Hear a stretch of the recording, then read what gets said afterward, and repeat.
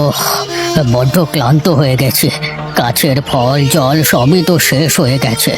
এখন কি যে করি, সামনে তো কিছুই দেখতে পাচ্ছি না। এই গহীন বনে তো কাউকে পাবো না। দেখি একটু সামনের দিকে এগিয়ে দেখি। এই তো, এই পুকুরের পানি পান করেই আমাকে বেঁচে থাকতে হবে। আশেপাশে তো তাছাড়া কিছুই নেই মনে হচ্ছে। এই নিন বাবা, আপনার পানি। তুমি এই গহীন বনে কি করো বাবা? ওসব কথা পরে হবে, আপনি আগে পানি খেয়ে আপনার তেষ্টা মেটান।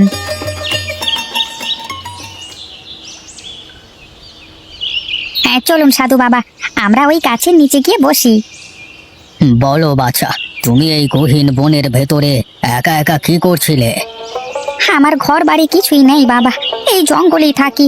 ছোটবেলায় বাবা মাকে হারিয়েছি, তারপর থেকেই এই বনে বনে ঘুরে বড় হয়েছি। আমি তোর কষ্ট বুঝি রে বাবা, তবে তুই চাইলে আমি তোকে অন্য এক জীবন দিতে পারি। কেমন জীবন বাবা? যেমন করে আর 5টা মানুষ বাঁচে পরিবার পরিজন নিয়ে, ঠিক সেভাবেই বাঁচবি তুই। কাল আমাদের আবার দেখা হবে, এখন আমি চলি।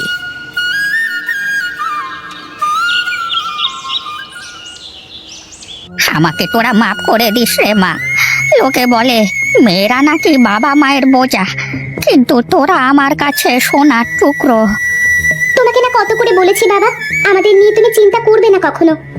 আমরা তো এখন বড় হয়ে গেছি বাবা, আমরা আমাদের মতো করে থাকতে পারবো। মা রাধা, তোর এই ছোট বোনেদের তোর কাছে রেখে গেলাম রে মা। তুই ওদের দেখে রাখিস। তোমার কিছুই হবে না বাবা, তুমি ভালো হয়ে যাবে আবার আগের মতো। আমরা তোমার কিচ্ছু হতে দেব না। আমার সব যে শেষ রে মা, আমাকে যে তোর মায়ের কাছে যেতে হবে। তোর মা আমার জন্য দাঁড়িয়ে আছে।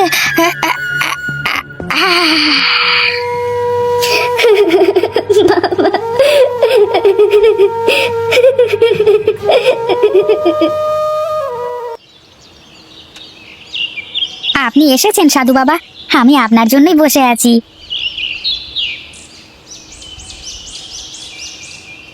এই পাথর দিয়ে আমি কি করব বাবা? এই পাথর 3টে তুই তোর সাথে রেখে দিবি। যদি কখনো তুই আমার কোনো কথার অমান্য করিস, তাহলে তুই বিপদে পড়বি। তখন সেই বিপদ থেকে একমাত্র এই পাথরই তোকে উদ্ধার করতে পারবে। বলো বাবা, আমাকে কি করতে হবে? তুই এই বনের শেষে যেতেই বিশাল এক মহল দেখতে পাবি। আজ থেকে ওই মহল তোর। মহলের ভেতরে কোনো কিছুর অভাব থাকবে না, কিন্তু মনে রাখিস, হাত খুলে দান আর উপকারী প্রাণ, এই দুটোকে কখনো ভুলবি না। তাই হবে বাবা, আপনি যা বলবেন আমি শুধু তাই করব। বেশ, এবার তাহলে তুই তোর কাজ শুরু কর। এই বনের পূর্ব দিকে গেলে একটা ছোট বাড়ি দেখতে পাবি। সেখানে 3টে মেয়েকে দেখতে পাবি। তুই ওদের বিয়ে করে তোর ঘরে নিয়ে যাবি। যথা আজ্ঞা সাধু বাবা, এখন তাহলে আমি চলি।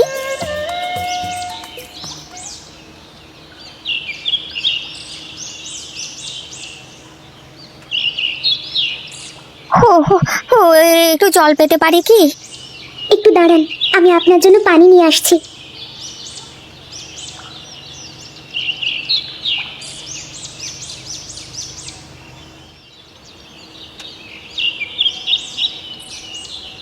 আপনাকে তো ঠিক চিনতে পারলাম না। আমি এক দূরদেশী, এই পথ দিয়ে যাচ্ছিলাম, কিন্তু বিশেষ এক কারণে আমার সাধু বাবার নির্দেশে আমি আপনাদের এখানে পদার্পণ করেছি। আসলে আমাদের বাড়িতে কোনো পুরুষ মানুষ নেই তো, তাই অচেনা কোনো পুরুষকে আমরা এভাবে আমাদের বাড়িতে ঢুকতে দিতে পারি না। আসলে আমি সাধু বাবার নির্দেশে আপনাদের বিয়ে করতে এসেছি। আমি আপনাদের 3 জনের দায়িত্ব নিতে চাই। আমরা আপনার কথা বিশ্বাস করব কি করে বলুন? হতে পারে আপনি আমাদের অসহায়ত্বের সুযোগ নিচ্ছেন। তাহলে আমি কি করতে পারি? কি পরীক্ষা দিতে হবে আপনাদের আমার কথা সত্য প্রমাণ করবার জন্য? আপনি আমাদের 3 বোনকে এমন কিছু দেন যাতে আমরা বুঝতে পারি যে আপনি সত্যি কথা বলছেন।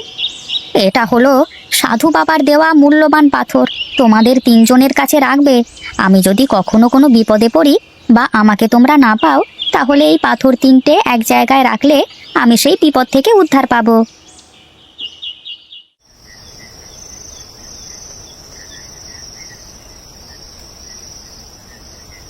তোমাদের এত ভালোবাসা আমার কপালে সইবে তো গিন্নি?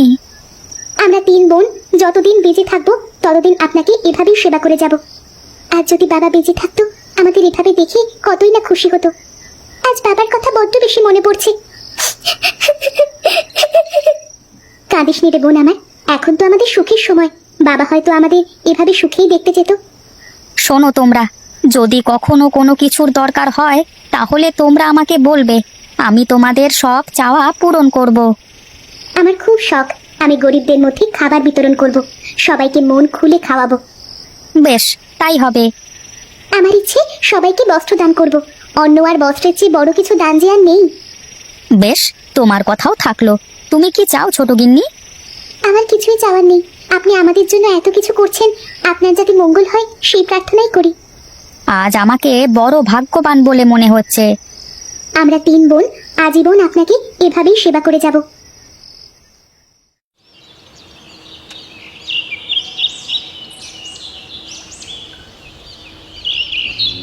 আজ আমি তোমাদের মনের আশা পূরণ করতে পেরেছি। হ্যাঁ দেখেন, রূপা আর গীতা দুজনে আজ কত খুশি। হ্যাঁ, হাত খুলে দানের ভেতরে যে অন্যরকম শান্তি, তা তোমাকে বলে বোঝাতে পারবো না। সারা জীবন এভাবেই গরিব অসহায় মানুষের পাশে থাকতে চাই আমরা। আমার এই অর্থ সম্পদ যতদিন আছে ততদিন এভাবেই প্রতি বছর আমরা ভোজন আর বস্ত্রদানের অনুষ্ঠান করব। আমাকে দুটো খেতে দিবি মা, আমার খুব খিদে পেয়েছে, দুদিন ধরে কিছুই খাইনি। তুমি এখানেই বসো বাবা, আমি এক্ষুনি তোমার জন্য খাবার নিয়ে আসছি।